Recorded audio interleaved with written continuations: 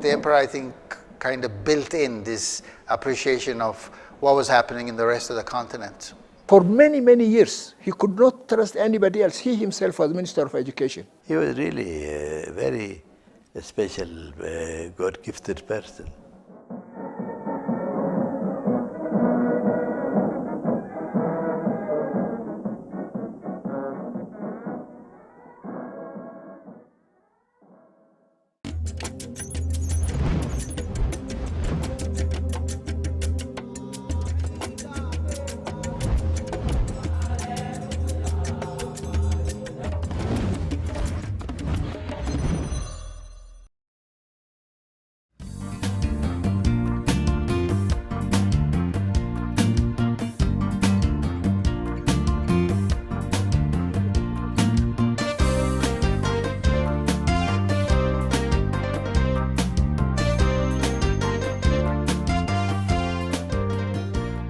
The story of Ethiopia's great monarch,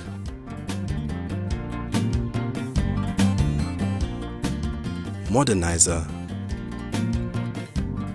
and tragic hero Haile Selassie starts in the 1,000-year-old city of Harar.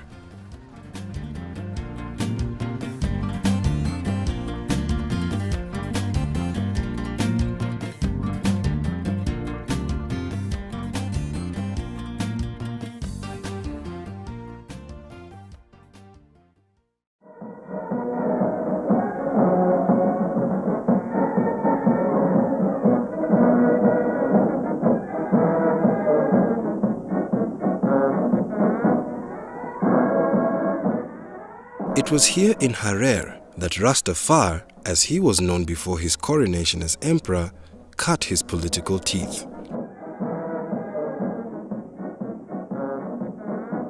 It also serves as a strong symbol of the difference between the ancient but primitive feudal society he grew up in and the modern nation he wanted to build. As a UNESCO World Heritage Site, Harar cannot construct new buildings within the old city's walls. But new buildings do go up outside the old city, and technology creeps in from all directions. So the coming year is holy war. Hopeful, no war, no problems. Jeff Pierce is a Canadian author who has spent 10 years working on a book about the country's war with Italy. In his decade of research, he has interviewed some of the top experts on Ethiopian history. Emperor Haile Selassie, of course, he had a special connection to Harar, and he invested in coffee plantations. He was very shrewd financially, but he was also very politically astute. These were the rules of King Haile Selassie. So these are medals which are gotten from different countries. Hailu Gasho is a tour guide who has taught himself 4 languages and shows visitors around Haile Selassie's honeymoon palace in Harar. That's a very young Rasma to get to. Yes, I think. The Haile Selassie's time, actually, I was too young for that, and my family used to mention that he's one of a good leader. And everything is, the main reason what they mention is everything is very peaceful, and most of the things are very cheap. They have been brought together by the man, dead almost 4 decades, who tried to bring together his nation, his continent, and the world, often with his own personal touch. The most unique habit about King Haile Selassie, he's not only pretending like a king and always staying in the palace. So my grandfather used to tell me that he always go to a place where people get sick, like in the hospitals, and visit people. And people who don't have finance, they're supported by King Haile Selassie. So he's a really nice king, in my opinion. Rastafari was the son of nobleman Ras Makonnen, a provincial governor. He was also an Ethiopian hero for fighting off invading Italians in the late 1800s. Ras Makonnen is buried in this Harar church in a place of honor.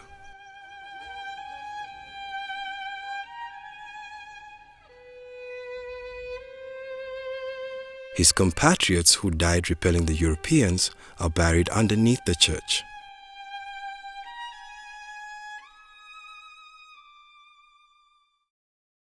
His father decided to educate young Rastafari with tutors of different specialities, one an Ethiopian monk and the other a Mexican surgeon.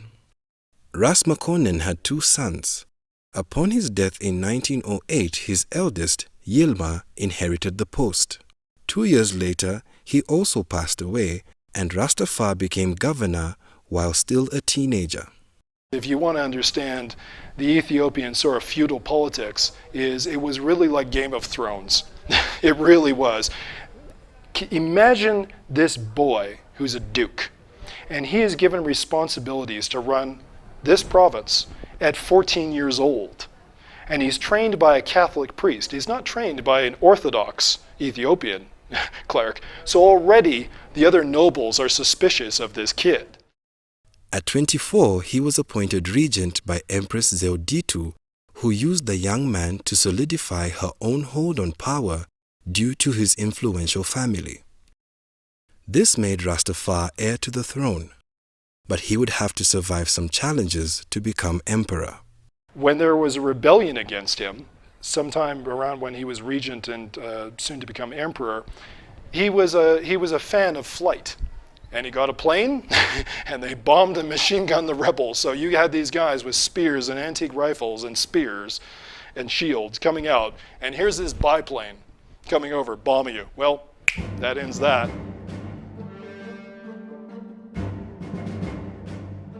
Eventually, the empress passed on, and it was time for him to take the throne. This moved him from Harar through the Ethiopian countryside to the new capital of Addis Ababa. At that time, we couldn't assume the buildings. There are huts, different kinds of huts, and a very big house, maybe one commander of the army. The other low-level commanders, they built their huts around his home, around 11,000 people in Addis Ababa. And there is no road, you see. Nobody can assume that. Therefore, when Haile Selassie came to the power, very big buildings were churches.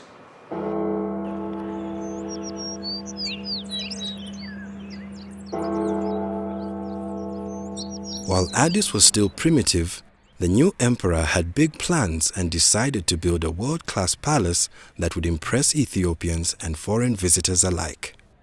This palace also it was built after his coronation in 1934. In 1934, with 800 workers and 8 months.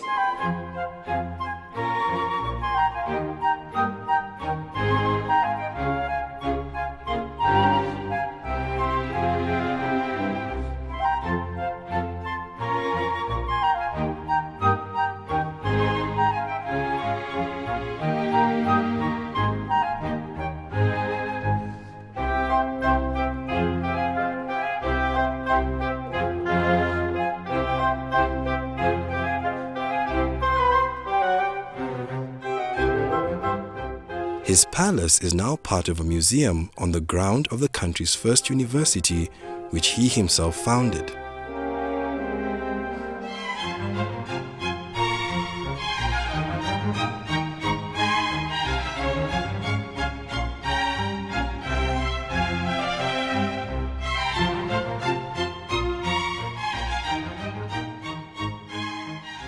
His visits with students showed the early priority he was putting on modernizing education in Ethiopia.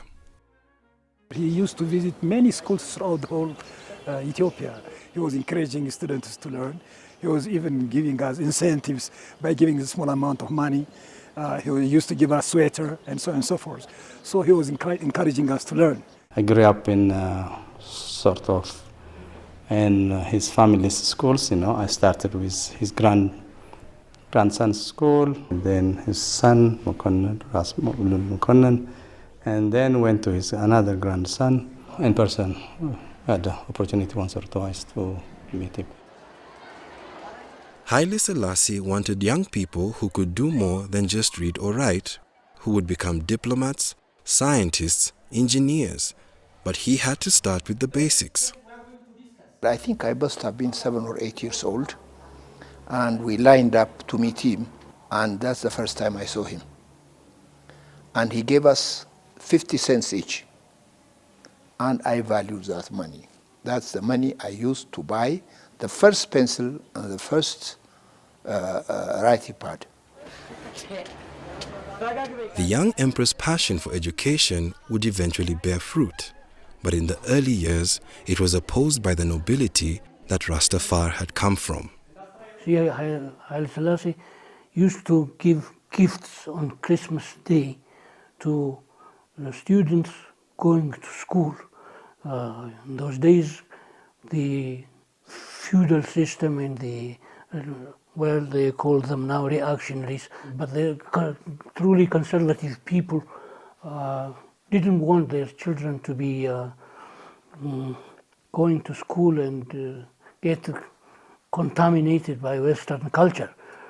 But Haile Selassie was desperate to have educated people for his administration, for his services. And even the children, it is the servants' children that they sent to school. And his first ministers were composed of mostly commoners, not from the nobility.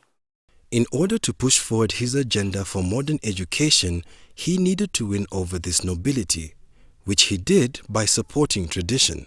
Haile Selassie is a very good diplomat. He was also conservative. He tried to keep the tradition of Ethiopian people and the tradition of the monarchy, to keep his hierarchy. And he tried also to keep the throne. To unify the country and have everyone support his modern ideas, he would need to earn the loyalty of those from the country's other 80 tribes. Ethiopia is a federal state. There are 83 ethnic groups who represent 83 ethnic groups.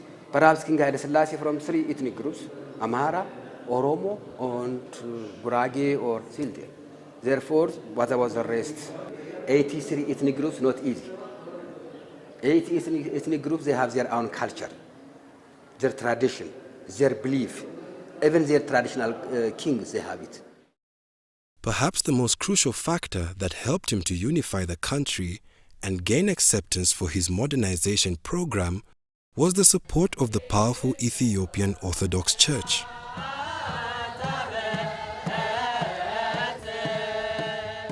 Upon his coronation, he was renamed Haile Selassie, in the Amharic language, Power of the Trinity. As emperor, he became the head of the Orthodox Church, and by tradition had the religious right to rule. Before 1974, just the state and the religion, it was linked. Who coronated King Haile Selassie? By the church. That's why I said it. The churches, because the churches, it was belonging to for the king. He's more dominant. You cannot separate the churches and the kings. And also they have a power.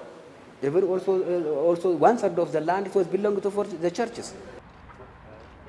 Of course, for us, we think he's like God, and he himself did not give us that coin, by the way. It's Abbahanna, his treasurer, who goes out and hands coin, and our eyes are with him.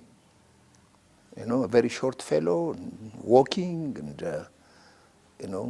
that's it. You can imagine at that age, we thought God was on earth. While he was promoting an agenda based on logic and progressive ideas, legend was a powerful tool of the church. It claims a biblical relationship between its monarch and the famous Jewish leader and legendary wise man, King Solomon. The Ethiopian royal line, so Haile Selassie himself, is said to descend directly from the Queen of Sheba. For one, it's very difficult to justify that Haile Selassie was a direct descendant of Emperor Selassie and Queen Sheba and King Solomon. But we simply took it for granted, for we love and respect Emperor Haile Selassie. It was before Christ, 955 BC. And while she was traveled to Israel, and she was a beautiful woman, and she was asleep with him, while she came to Ethiopia, she was pregnant and born Milik first after 9 months and 5 days. While Haile Selassie disavowed the legend to educated friends and foreigners, it was part of the powerful hold he had over the common people.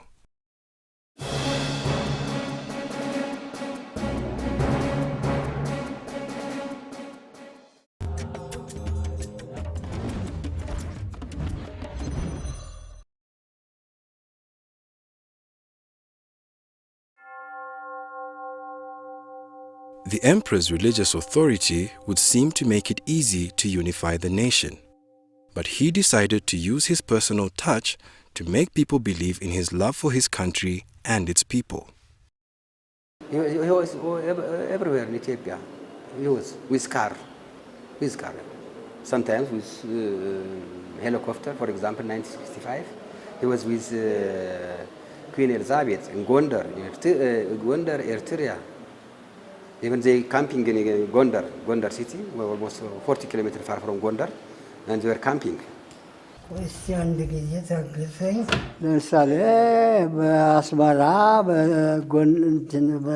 በድሬዳዋ፣ በጅማ፣ በጎንደር ውጭ ሀገር አልሄድኩም እንጂ ኢትዮጵያ አንድም ቦታ አይቀረኝም። በጣም ተወዳጅ መሪ ነበሩ። በአውሮፓ ቋንቋ ፖፑላር እንደሚባለው በጣም ተወዳጅ መሪ ነበሩ። ህዝቡ ታሪካቸውን ያምናል፣ አሰራራቸውን ያምናል፣ መሪነታቸውን በትልቅ ደስታ ተቀብሏል እና አሁን ድረስ ስማቸው የገነነ ነው። በያለበት ብንሄድ ብንጠይቅ ብናይ በዛን ዘመን የነበረና የሚያውቃቸው ይወዳቸዋል። His accessibility also showed he had an open mind, something that helped him learn from his people and change with the times. The other encounter was when I was in civil aviation school. It's very funny. I had a girlfriend, and in those days, you know, if you have a girlfriend, it has to be very, very secretive. So I was walking her home, and we made sure that we will not encounter her brother. So we took a small alley, and so we were walking, taking our time, chatting, no car. And all of a sudden, we heard a small knock on the horn. We turned around. It was Emperor. We saw the flag. I pulled her out, and we bowed. I will never forget it. He looked at me laughing, and he said, "I saw you." These are my encounters, actually. እዛ ሁለት ባዞች ጥቋቁሮቹ ቻይና ላይ ያው ህዝብ እንደሚጠራቸው ኃይለ ሥላሴ ናቸው። በእኔ በግሌ ደግሞ ጌቴ ነው የምለው እንጂ የቅርብ አገልጋይ እንደሆነ ጌቴ ልል እችላለሁ። የግሌ ነኝ። While he spent a lot of time cultivating popularity with his Ethiopian subjects, he also courted international favor. He was a famous diplomat, and a lot of countries has a very good relation with him. African countries, Europe, or also America. He was everywhere, almost 2,600 something, 2,600 times. He was visiting 14 provinces during his time. At that time it was 14 provinces. Even he was visiting 167 countries in the world. Occasionally, there was criticism. Well, his detractors would say he's going there to have fun. But I am sure it's for diplomatic purposes that he went. He would go to America, meet Kennedy or Eisenhower. I think he had met them both. I don't think he would just jibe and come back. He would come with programs of aid and projects of one sort or another. The emperor learned about modern ideas and technology, bringing home worldly knowledge and friendships. ሀገር የሚሄዱት ጃንሆይ አንዱም ለሀገሪቱ ወዳጅ ለማፍራት በኢንተርናሽናል ጉዳይ ላይ ተባብሮ ለመስራት ሲሆን ሁለተኛው ደግሞ ኢትዮጵያን በይበልጥ ለማስተዋወቅ ነው።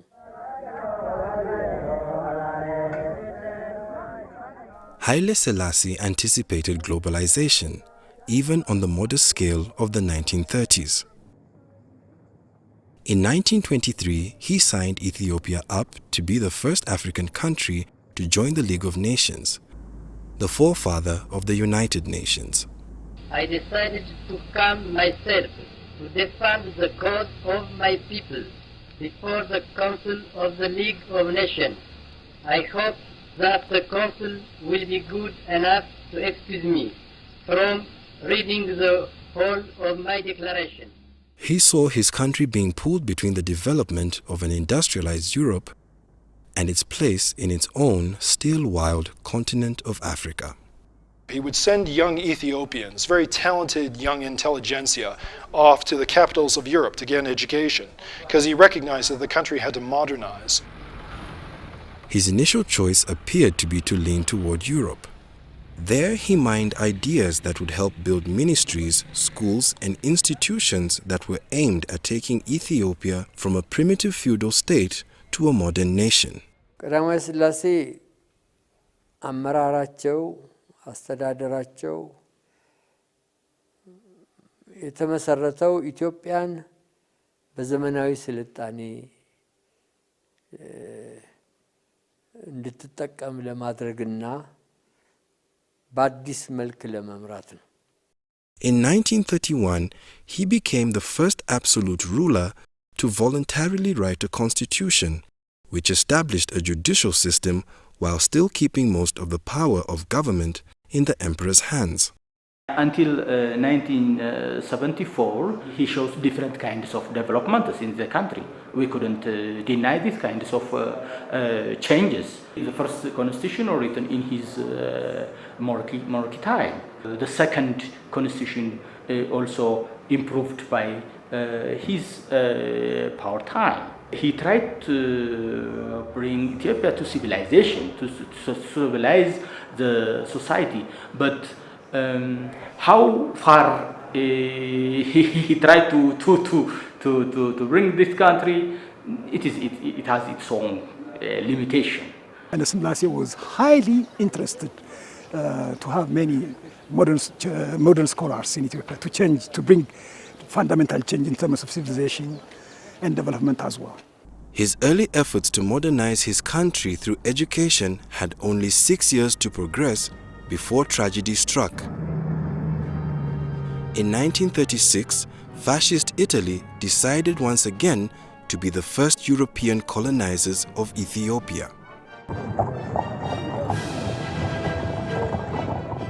The entire world was fascinated by this war. It was on the New York Times, it was in the London Times.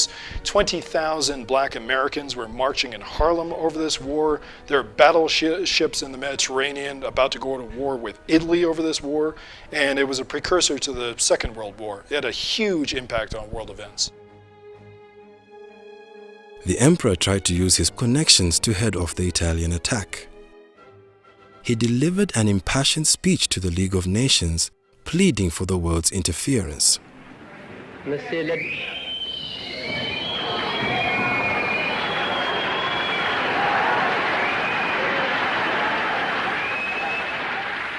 jeers of fascists in the gallery did not stop him. I am here to claim justice, he said. What reply shall I take back to my people? So, said the emperor, it is us today, it will be you tomorrow. ቀዳማዊ ሥላሴ በዚያ ቦታ ሄደው ራሳቸው የኢትዮጵያ ሕዝብ ከሕግ ውጪ በጥጋበኛ ዲክታተር ምን ያህል ግፍ እንደተፈጸመበት በሚገባ አስረድተዋል። አንድ ንጉሠ ነገሥት ወይም አንድ መሪ በዚያን ዘመን ሄዶ በሊግ ኦፍ ኔሽን ፎረም ላይ ወይም ሸንጎ ላይ አቤቱታ ያቀረበ ከሳቸው በፊት የለም። Our emperor also made a very remarkable and prophetic speech. He said to them, it is we today and you tomorrow. After which all the Europeans had fallen under the strongest and brutal heel of Hitler. So it was a kind of prophecy that had already taken place. His eloquence, moral authority, and logic fell on deaf ears. Despite the League's refusal to intervene, he continued to hope that the strength of his people and the righteousness of their position would defeat the Italians. It is good that you are here to record this picture of me in my palace garden at Addis Ababa. People who see this throughout the world will realize that even in the 20th century, with faith, courage, and a just cause, David will still beat Goliath. The Italians hit Harar, his youthful stronghold. Mussolini's planes bombed this city. They wiped out the oldest mosque in Africa, and few people know about it, but there were no military installations here. They just decided, let's scare the living daylights out of the Hararis. And Emperor Haile Selassie, of course, he had a special connection to Harar, and he was very hurt, but he was very emotionally moved by the plight of the people here. Eventually, the Italians took the capital, burning his palace and shocking Ethiopians with their targets. They killed more than 300 priests and monks. It retarded the country. The Italians under Mussolini massacred an entire generation that could have led this country into the 20th and 21st century.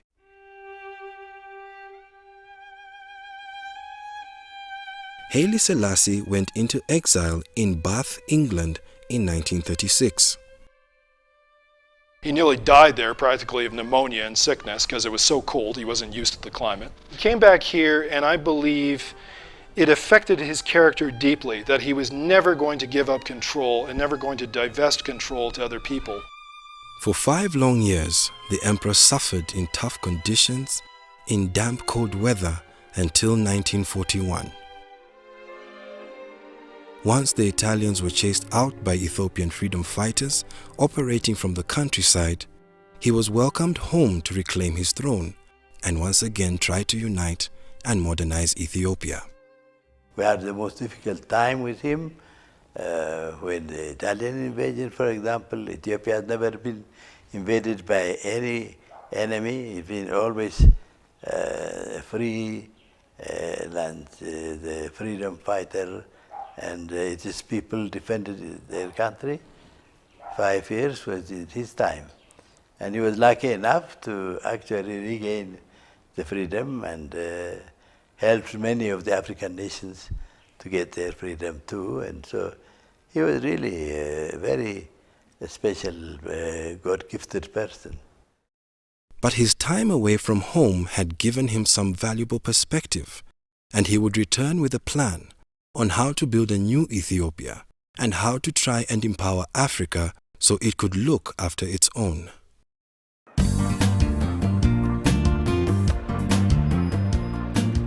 The pillars he would build his modern Ethiopia on would be people, educators, cultural heroes, diplomats, engineers and mechanics, and even pilots. To try and connect Africans, he would build an airline and use his wisdom, charm, and diplomatic experience to move Africa forward toward an era of independence and unity.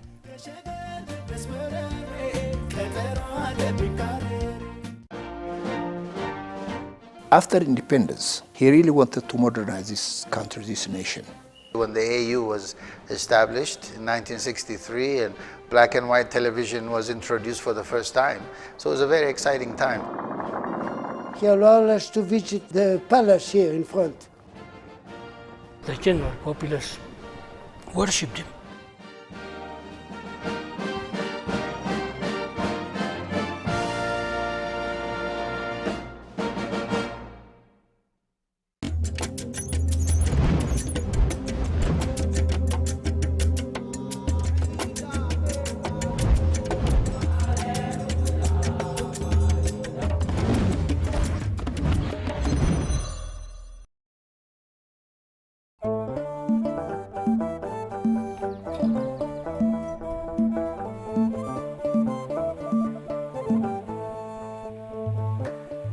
Haile Selassie's drive to modernize Ethiopia restarted with urgency after the Italian occupation ended and he was back in Addis Ababa.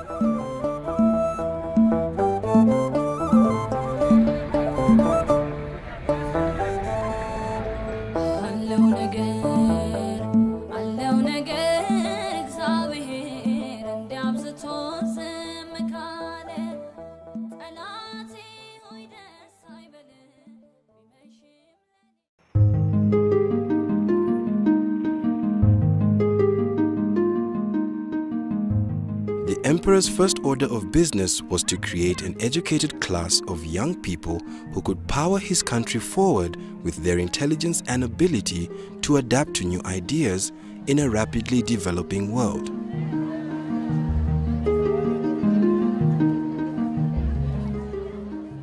He started with 2 schools, one for secondary students and one for university pupils. He made education his priority. As a matter of fact, for many, many years, he could not trust anybody else. He himself was Minister of Education. For many years. He took it in, I tell you, this is why he used to come in every boarding school.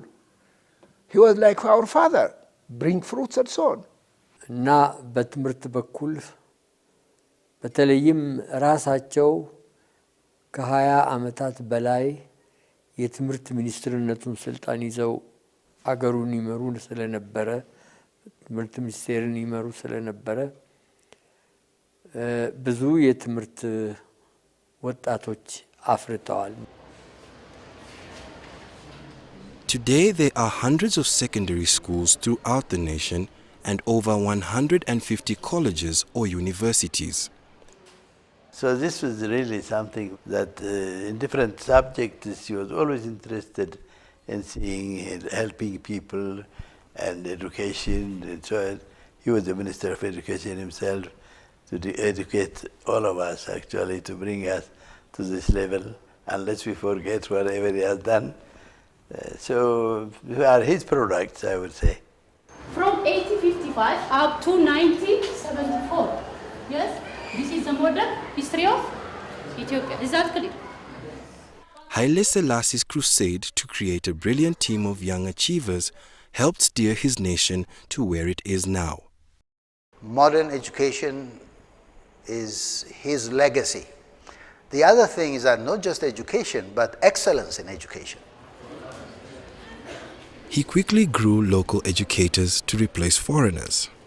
And here was a place to start his Pan-African leadership.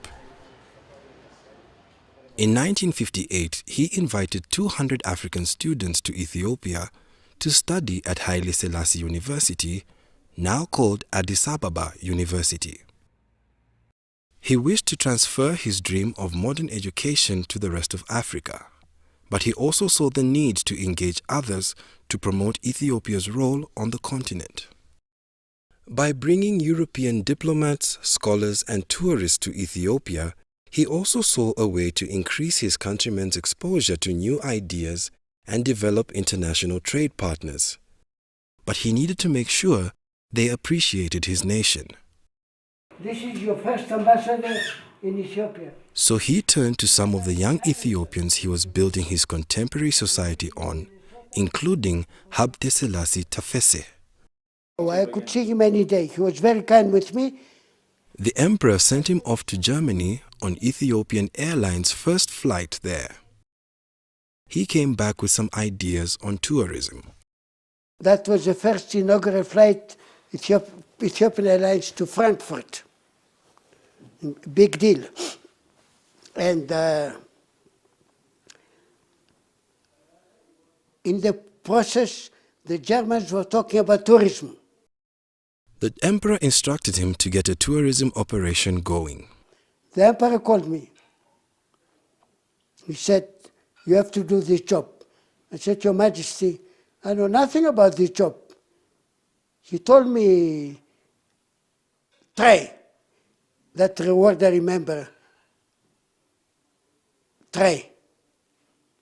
It's like an order.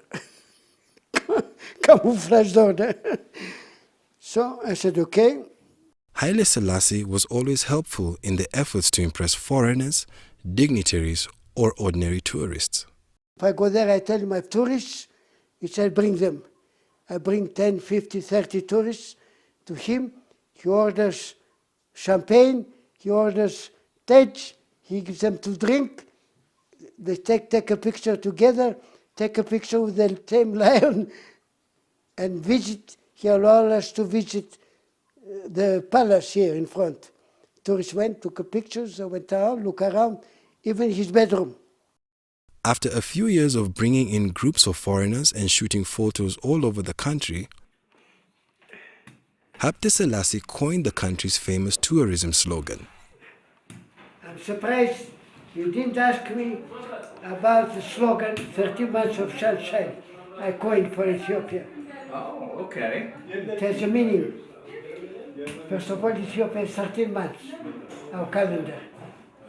And then there is sunshine 13 months a year. Anytime. The rainy season, rain comes, all of us know that after 15 minutes, sun will come out. Ethiopia uses what they call the Gaze calendar, which is 7 years difference from the commonly used Gregorian calendar, and also breaks the year down into 13 months.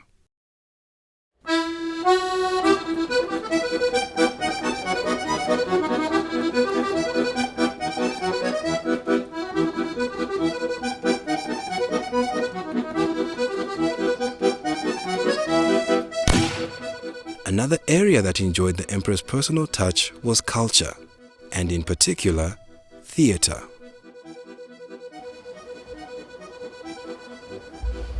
Right over there where that bench is, the emperor and the queen were sitting right there. Actor Haimanot Alemu remembers when he was 9 years old and the emperor came to see a play at his school. He had come to see a play, and he brought the queen, and they both sat sort of where you are now. And the play was Molière's The Miser. Excellent actor. Makone Dori was so good. And so I sat there, and half the time I wasn't watching the play, I was watching the emperor. And I saw the play. It looked simple. It looked like a simple thing to do on stage, enough to bring an emperor to our school. And that's when I decided that I want to be an actor, and never changed my mind since. Haimanot's career blossomed with encouragement from the emperor and the occasional scolding. The emperor came, and I played the Italian collaborator, which is a character everybody loved to hate. And I have a very bad monologue where I really slam Ethiopia and Ethiopians, and he walked out of the theater and went to the palace. Then the 3 actors and the playwright were called to the palace and were given a dressing down. He was really upset.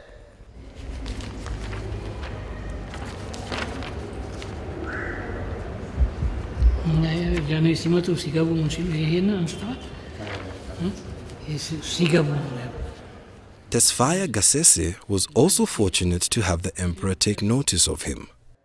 He was training to be a lawyer when Haile Selassie caught him performing. I was nervous when he came, but still I guess I was good enough to convince him it was a good performance. Called me in the morning to his palace, gave me his watch, asked me what my plans were. I said I'm going to go and study law. He said, I asked the minister beside him, how many students are going to study law? I think he answered 12. 12? Oh, that's quite a lot. So we have very many lawyers under training. We need someone in the theater. I said, they're the administrators of the theater, the managers and directors were white people. They didn't speak Amharic, the local language. And so he needs Ethiopians to replace them. So he said it was a sort of an order, you go and study theater. I graciously accepted it, and I don't, I don't regret it at all. I'm very happy with the profession. And well, I'm a racer. He ended up as the manager of the National Theatre, as well as starring in countless performances. His favorite was Hamlet. I played Hamlet also for the Emperor. That's another great play. I was the first Hamlet. I had were what we call first Ethiopian premieres by our prominent, later on prominent playwrights, were staged by me.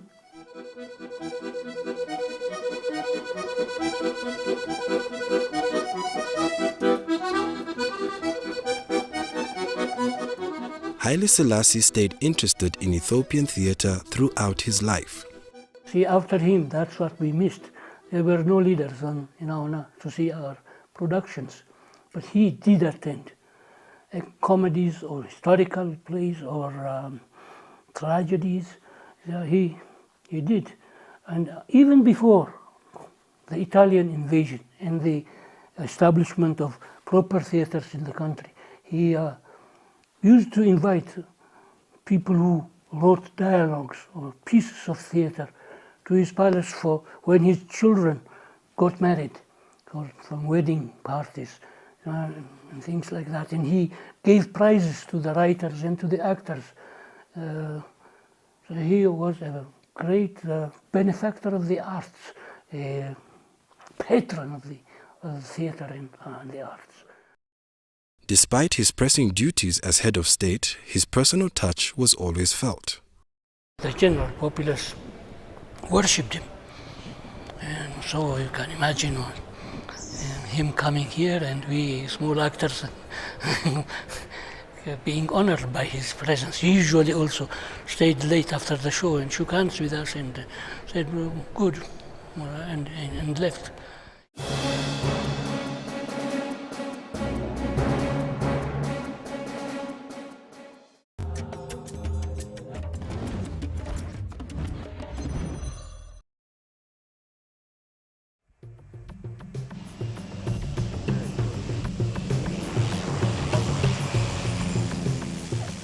After Ethiopia suffered at the hands of the Italian Air Force during the 1930s occupation, one might guess that the emperor might have wanted one of his own for defensive purposes.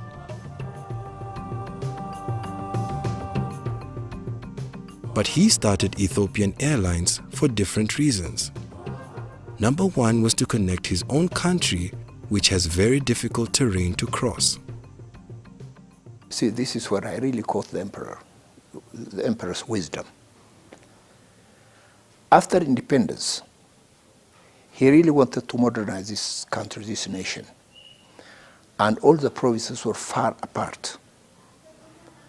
And he knew the only way to connect these provinces will not be possible by road because of the mountains and the terrain, it will be damn expensive.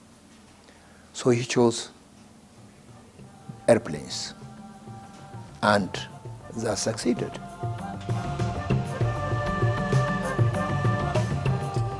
He also saw the airline as a way to link Africa with Ethiopia as its center. ጃንሆይም በስልጣን በነበሩበት ዘመን ለዚህ ለኢትዮጵያ አየር መንገድ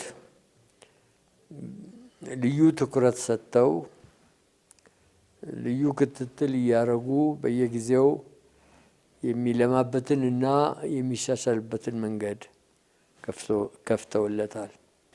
And that really put the nation together. And gradually we wanted to extend this to the rest of Africa. And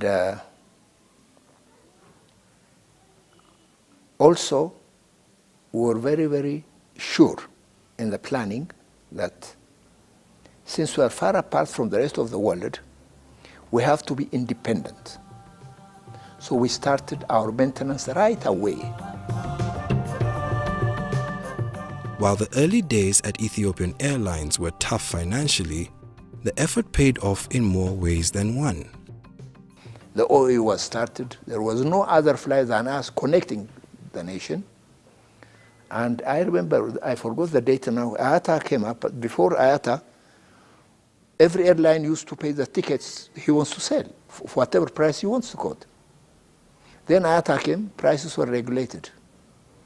All major airlines of the world were broke. Ethiopian Airlines made money.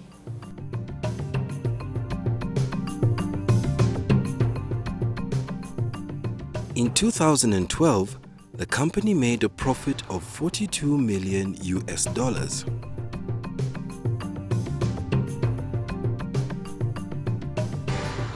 Connected to the rest of the world and Africa by air, Haile Selassie now became Africa's biggest champion, uniting the continent through the Organization of African Unity, or OAU. እኛ አፍሪካውያን በአሁኑ ጊዜ በዓለም ላይ የተለየ ስፍራ ይዘናል። He wanted to move the continent forward in terms of trade and security to help everyone progress. He saw an opportunity to lead a post-colonial Africa from Addis Ababa, to show them how a modern independent African nation could achieve great things. Ethiopia has never been occupied, by the way. For 5 years, Italians say were their colonies, but they were able to monitor only the towns. All the other countryside was controlled by the freedom fighters, Arbenyot you call them. And because of that, because our independence for centuries, we felt responsible to lead the rest of Africans, to come to that standard. Because they are new. They do not have actually governments like us in history. There were 33 leaders of the African nations, which are united for the first time. And this was his luck. And he's regarded as the father of the other African nations as well. Many of Africa's independence leaders went to the emperor for inspiration, advice, and even material support. Such men as Kwame Nkrumah, Jomo Kenyatta, Julius Nyerere, Kenneth Kaunda, and even Nelson Mandela. Many of them, they were really giving him recognition for what he has done.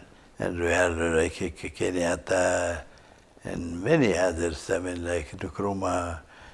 ዛሬ በሰፊው ይነገርላቸዋል፣ ታውቆላቸዋል። እሳቸው የአፍሪካን አንድነት ለመመስረት በዚያን ዘመን ከነበሩት መሪዎች ጋር እየተነጋገሩ እየተስማሙ በአዲስ አበባ ከተማ ላይ ከፍተኛው ስብሰባ እንዲደረግና የአፍሪካ አንድነት ቻርተሩ እንዲፈረም ያደረጉት እሳቸው ናቸው።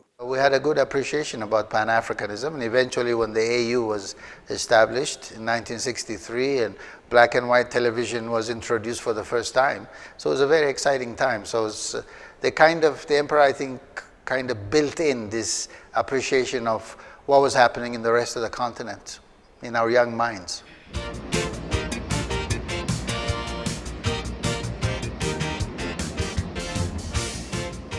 The OAU found a home in Addis Ababa, in part because Ethiopian Airlines could bring Africa's new leaders together here.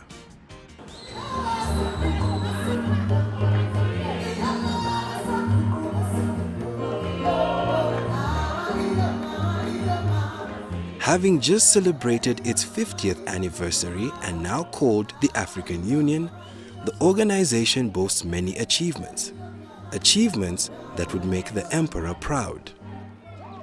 They include ending white minority rule in southern African nations, helping to create a new nation in South Sudan, and promoting stability in Somalia. Haile Selassie took a personal interest in promoting peace between African neighbors. His airline would prove to be crucial to his ability to go to flashpoints where his diplomatic skills would achieve dramatic results. I remember one incident, I think 1965, 66, I'm not sure of the date. Two nations were at the brink of war. Morocco and Algeria, I think. They had their troops, they are all ready. The emperor went there to the front line. We took him with the 720B. And I remember there was no jet start, a car that used the pressure to start the engine. So until the emperor negotiated, we kept one engine running for 6 hours. And we brought peace. That's what he did. Everywhere there is a problem, he used to go there with venture. And that continued, and that was what brought Africa really to what it is.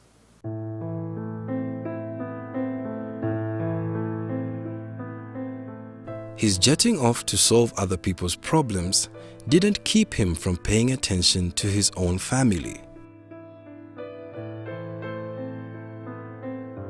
With 6 children from his wife, Queen Menen, Haile Selassie had a large family to be concerned about. He wrote about how he handled his families, how he related with his wife, and their different social advice. Based on that advice, he wrote to his son. This is my dear wife with Anos, with her grandfather, Majesty Selassie. Various family members held positions in provincial governments, such as his grandson-in-law, Prince Mengesha Seyum. He was a far-sighted person, and it was very easy for him to understand us whenever we brought problems. Of course, as a minister, I was one who was very near to His Majesty. But he didn't let his relatives take outsized positions in his administration or lineup of advisors. His ቤተሰቦቻቸው በስራ ጉዳይ አይገቡም።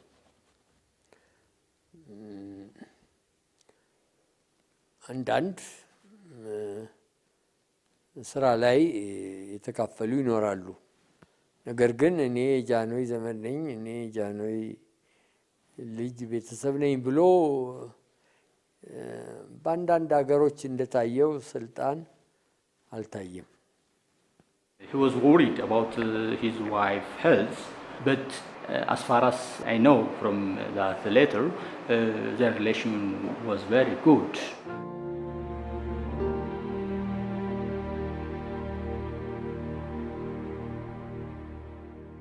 In the 1960s, his family would feel significant pain with the death of Queen Menen. It was a loss that the emperor would feel at home every day. Aware of his own mortality, he kept a thorough exercise regime and a consistent diet. He had an exercise, he had some weightlifting, everything. He was in good shape. ጠዋትም ያው ልክ 2 ሰዓት ይነሳሉ፣ ቁርስ ይቀምሳሉ፣ ጁስ ጧት ጭማቂ ጁስ ይወስዳሉ። በቃ ከዛ ቁርስ በሉ፣ ችንታል ጦስታል ዳቦ ተጠብሳ ያችን ቅጭቅጭ ያደረጉ ቡና ወተጠጡ በቃ። Perhaps at this time he was too focused on building industries and relations with his neighbors. He didn't hear the drumbeat of socialism's growing popularity across the world, in Africa and at home. Ethiopia's land titles still largely belonged to the nobility, and students wanted that changed. And a new socialist movement called the Derg eventually seized power and changed the system. Even many of the emperor's supporters were jubilant when land reform was realized. The feudal system controlled all the land, 3,000 gashas, and they're not working on it. Sit here. So we're eager to see that. In fact, there was a demonstration way back, the University College. Meret Larashu was a slogan. Let land go to the tiller. Although I had a lot of land, I lost 3 gashas of land. But I want it gone, because I'm not there, I'm not farming.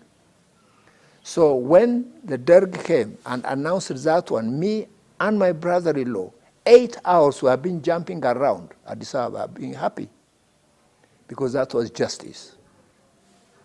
It must have stopped there. But things continued. You know, we're not politicians, we're just, that was the idea, being fair. But the new regime would target the monarchy. We knew that they arrested him. He was somewhere around us, because they kept records there.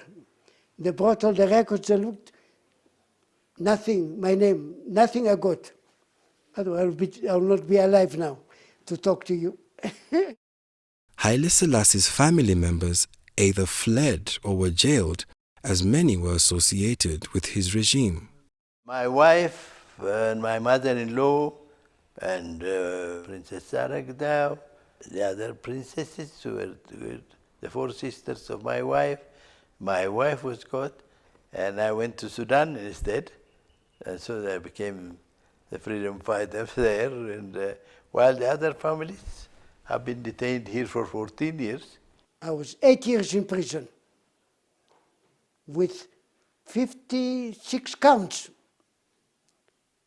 And stayed 8 years there.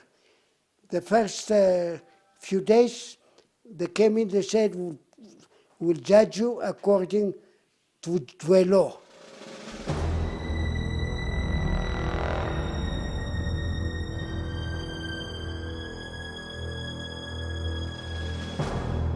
The emperor himself received the ultimate punishment. Some used to say he was shot, poisoned, suffocated. But we don't have any confirmation concerning the way how he died. በክብር ተመያዝና በክብር ተመንከባከብ በተቀረ አንድ ቀን እንደ ዝቅተኛ ሰው እንኳ ያዩኝ በክብር የተያዝኩ ሰው ነው። Haile Selassie's greatest sin, his greatest mistake, was living too long. When the current regime eventually overthrew the Derg in 1991, Haile Selassie's body was eventually discovered in a basement and was enshrined in the National Cathedral in a tomb next to his wife, Queen Menen.